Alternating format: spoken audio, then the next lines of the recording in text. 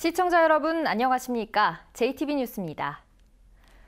경찰이 수사를 벌이고 있는 고창군 일반산업단지를 둘러싸고 고창군과 시공업체가 2년째 법정 공방을 벌이고 있습니다.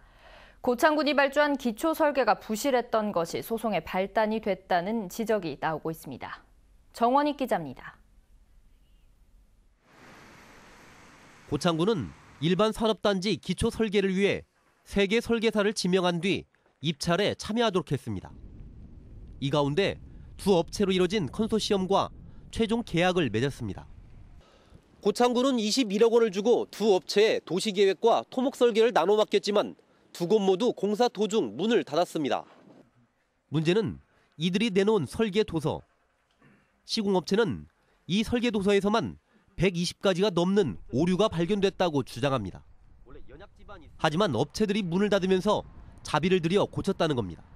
처음 설계 때부터 설계 자체가 많은 부실을 안고 있었다가 핵심인 거죠. 처음부터 설계 자체가 잘 됐다고 하면은 지금 이런 문제가 없었을 것이고요. 가장 큰 문제는 연약 지반의 존재 여부입니다. 설계 도서상에는 연약 지반이 없는 것으로 나타나 있습니다. 그런데 시공업체는 공사 도중 연약 지반을 발견했다고 주장하면서 소송의 쟁점이 되고 있습니다. 고창군 담당자는 아무런 설명 없이 또다시 자리를 피한 뒤 연락을 끊었습니다. 죄송한데 저 카메라를 꺼주시면 좋겠는데. 산업단지 조성의 기초가 되는 설계 도서가 부실한 탓에 일이 더욱 커졌다는 의문이 터져나오고 있습니다. JTB 뉴스 정원익입니다. 익산 청소년 상담 복지센터의 직원 횡령 의혹 사건이 경찰 수사로 확산되고 있습니다. 횡령이 수년째 조직적으로 이어졌다는 의혹은 이제 경찰 조사에서 밝혀지게 됐습니다. 김진영 기자가 보도합니다. 다양한 프로그램을 통해 청소년들이 올바로 자랄 수 있도록 지원하는 익산 청소년 상담센터입니다. 지난해 5월 경기도 지역의 한 놀이시설에서 체험 프로그램을 실시했습니다. 25명이 참여했지만 정산서에는 80여 명이 참여한 것처럼 꾸며 사업비를 횡령했다는 의혹을 사고 있습니다. 공금 부분에 대해서는 자체적으로 알아보니까 아직까지는 그런데 저희가 정밀 조사를 할 거예요. 지난 3년의 서류를 분석한 결과 서류를 허위 작성해 공금을 횡령했거나 근무일지와 상담 실적 조작 등 각종 비리 정황이 폭착됐습니다. 관리 책임을 맡고 있는 센터장 그리고 또 우리 시 직영기관이기 때문에 익산시 뭔가 이분들은 도대체 이 부분에 대해서 정말 몰랐는지 좀 의문스럽고요. 그리고 알고도 모른 척한 것인지 아니면 정말로 몰랐다고 한다면 이건 무능 그 자체다 이렇게 생각을 합니다. 익산 청소년 상담센터는 회계 담당 직원이 없어 프로그램 진행 직원이 정상까지 하는 허술한 운영 체계를 유지하고 있습니다. 서류만 완벽하게 꾸미면 횡령을 해도 확인이 쉽지 않아 사각지대에 놓인 셈입니다. 사업 담당자가 함께 지지를 하고 있고요. 그다음에 정산도 사업 담당자께서 같이 하시는가요? 네. 그리고 제가 결과 보고를 전부 다 확인하죠. 익산시가 사실 확인을 위해 자체 감사에 나선 가운데 경찰도 익산시의 자료를 요청하는 등 수사에 착수했습니다. 횡령 의혹이 경찰 수사로 확산되는 가운데 청소년 상담복지센터의 구멍 뚫린 운영 시스템을 방치한 익산시는 비난을 피하기 어렵게 됐습니다. JTB 뉴스 김진영입니다.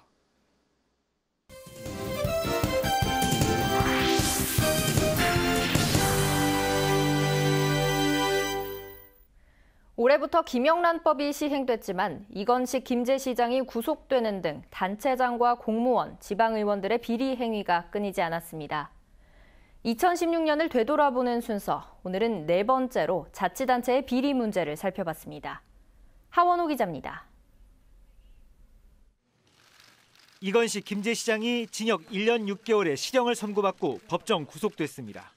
3선 연임에 성공하며 탄탄대로를 걸어왔던 이 시장의 발목을 잡은 것은 업무상 배임.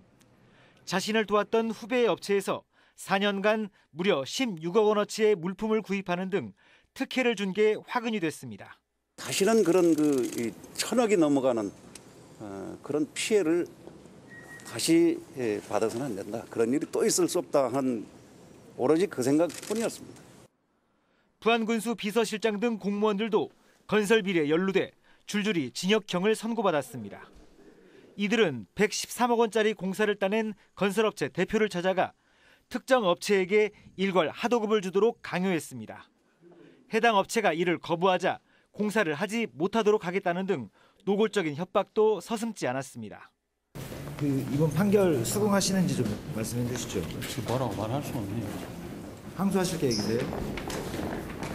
모르겠습니다.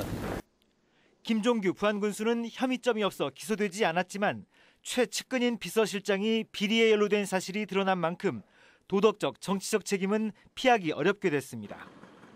고창군도 경찰 수사를 받고 있습니다. 680억 원대 산업단지 공사를 맡은 업체에게 공사 편의를 봐주는 대가로 감리단장이 금품을 요구했고 이 과정에 고위공무원이 개입했다는 의혹을 받고 있습니다. 했으니까 그걸 그 다음날 수기를 현장에서 그때부터 우리 직원들을 괴롭히기 시작하는 거예요. 집행부를 감시하고 견제해야 할 의원들도 검은 돈의 유혹에서 자유롭지 않았습니다. 공사 수주를 돕는 대가로 건설업체에게 6천만 원을 받은 혐의로 고창군의 이상호 의원이 구속됐고 전북의 한 도의원은 재량사업비 사업을 특정 업체에게 주고 리베이트를 챙겼다는 의혹으로 경찰 수사를 받고 있습니다. 단체장의 제왕적 권한을 축소하고 내부 고발자를 보호하는 등 비리 근절 대책을 마련해야 한다는 지적은 올해도 여전히 공허한 메아리에 그치고 있습니다. JTB 뉴스 하원호입니다. 새만금 내국인 카지노 설립 법안이 보류됐습니다. 국회는 도박의 사회적 폐해가 우려된다며 안건 심사를 보류했습니다. 하지만 김관영 의원은 법안 통과를 계속 추진하기로 해 찬반 갈등은 지속될 것으로 보입니다. 김철 기자가 보도합니다. 새만금의 내국인 카지노 설립을 허용하는 새만금 사업 특별법 개정안이 국회 국토교통위원회 법안 소위에서 보류됐습니다. 국민의당 김관영 의원은 새만금의 빠른 개발을 유도하기 위해 내국인 카지노 신설이 시급하다며 법안 처리를 호소했습니다. 그러나 국회는 도박 중독에 따른 사회적 폐해를 우려해 안건 심사를 보류했습니다. 정의당은 환영 논평을 내고 이번 기회에 아예 법안을 철회하라고 촉구했습니다. 정치권에서 새만금 발전을 위해서 더 많은 고민을 해야 된다고 생각을 하고요. 새만금의 내국인 카지노 법안은 폐기되어야 된다고 생각합니다. 하지만 김 의원은 법안 통과를 계속 노력하기로 해 찬반 갈등은 지속될 것으로 예상됩니다. 앞으로 좀 더 공론화 과정을 거쳐서 또 더 설득하는 노력들을 해나갈 계획입니다. 새만금 카지노를 위한 법안 통과는 앞으로도 쉽지 않을 거라는 전망이 우세합니다. 강원랜드에서 드러난 부정적인 사례가 많기 때문입니다. 여과 없이 이제 카지노 출입을 하시다 보니 대부분의 재산들을 탕진하시게 됐고 카지노를 이제 다니면서 연명하는 소위 말하는 카지노 노숙자들이 저희 중에 굉장히 많이 증가를 했고요. 지난 8월부터 시작된 카지노 찬반 갈등은 올여름 전북을 후끈 달궜습니다. 하지만 관련 법안이 안건 심사 첫 단계부터 보류로 분리돼 새만금 카지노 신설은 쉽지 않아 보입니다. JTB 뉴스 김철우입니다. 정부의 중장기 고속도로 건설 계획이 사실상 확정됐습니다. 전북에서 추진한 3개 사업 가운데 1개만 추진될 것으로 보입니다. 철도에 이어 고속도로 건설까지 부진한 모습입니다. 보도에 송창용 기자입니다. 호남고속도로 완주 3리 구간입니다. 왕복 6차로가 갑자기 4차로로 줄어듭니다. 넓은 도로를 시원스레 달리던 차량들은 속도를 줄이며 차선을 서둘러 바꿉니다. 명절 때 심한 병목 현상까지 보이는 이 구간은 조만간 확장될 것으로 보입니다. 정부가 고속도로 건설 5개년 계획에 호남고속도로 확장 사업을 포함한 것으로 알려졌습니다. 사업 구간은 삼례 나들목에서 김제 분기점까지 18.3km로 사업비는 2,200억 원입니다. 하지만 전라북도가 건의한 다른 2가지 고속도로 사업은 추진이 어려울 것으로 보입니다. 서천에서 군산까지의 서해안고속도로 확장 사업은 아예 반영이 안 된 것으로 전해졌습니다. 새만금과 포항을 잇는 동서 3축 고속도로의 미개통 구간인 무주 대구 고속도로는 검토 대상에 머물 전망입니다. 무주 대구간은 동서도로 어떤 화합이라든가 동서의 어떤 교류 그런 측면에서 어떤 적극적으로 앞으로 대처해 나가도록 하겠습니다. 올해 상반기에 확정된 제3차 국가철도망 구축 계획에서 전북 사업은 4개 가운데 새만금 대하철도만 반영됐습니다. 부진한 고속도로와 철도 건설을 활성화하기 위해 내년 대선 공약 포함과 다른 시도와의 공조 등 대책 마련을 서둘러 할 것으로 보입니다. JTB 뉴스 송창용입니다. 전북 시군의회 의장단 협의회가 지리산댐 건설 계획 백지화를 촉구하는 건의안을 채택했습니다. 시군의회 의장단 협의회는 지리산댐 건설이 홍준표 경상남도지사의 정치적 야욕의 산물이라며 댐을 건설하면 인근 지역에서 환경적, 경제적 피해가 발생하기 때문에 댐 건설 반대를 위해 함께 대응하겠다고 밝혔습니다. 전주시가 롯데 측에 종합경기장 이전 사업 협약 해지를 다시 통보하고 이견이 있으면 협약에 따른 분쟁 해결 절차를 밟으라고 요구했습니다. 양측이 맺은 협약의 분쟁 해결 절차는 상호 협의와 법원 판결 등 2가지입니다. 롯데 측이 최근에도 협약을 해지할 뜻이 없다고 밝혀온 만큼 전주시의 이번 요구는 롯데 측의 사실상의 소송 제기를 촉구한 것으로 보입니다. 전주 완산경찰서는 신고를 받고 출동한 경찰관을 폭행한 혐의로 전주시 공무원 37살 황모 씨를 불구속 입건했습니다. 황 씨는 어제 오전 1시쯤 만취 상태로 택시를 탄 뒤 요금을 내지 않고 깨어나지 않다가 신고를 받고 출동한 경찰관에게 욕설을 하고 주먹을 휘두른 혐의입니다. 전북에는 현재 임실과 진안 3cm, 장수 1.5cm 등 대부분 지역에 눈이 내리고 있습니다. 임실과 진안에는 대설주의보가 내려졌습니다. 이번 눈은 오늘 밤까지 1에서 5cm가량 더 올 것으로 보입니다.